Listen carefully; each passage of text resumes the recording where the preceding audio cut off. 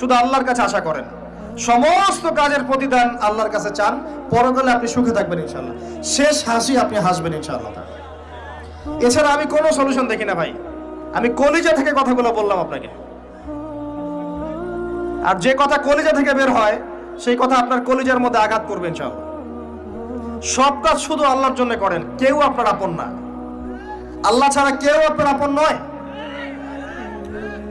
আপনি ভুল করবেন যদি আপনি অন্য কাউকে আপন মনে করেন, আপনার পলিটিক্যাল লিডার, আপনার প্রশাসনের স্যার, আপনার পরিবারের স্ত্রী, আপনার সন্তান, হাবি হাবি যা যা আছে, যদি মনে করেন আমার আপনজন, আপনি ভুল করবেন। সবাই সবার স্বার্থ চেনে, সবাই সবার স্বার্থ চেনে, শুধু আল্লাহ আপনাকে নিঃস্বার্থভাবে ভালোবাসেন, আল্লাহ পাক স্বার্থ চান না। সারাটা জীবন পাপ করে থাকলেও একটা বার দাঁড়িয়ে খালি বলেন আল্লাহ আস্তাগফিরুল্লাহ ওয়া আতুবু ইলাইহি, মন থেকে বলেন আল্লাহ আমি ভুল করেছি, আল্লাহ আমাকে মাফ করে দাও। এক মুহূর্তের মধ্যে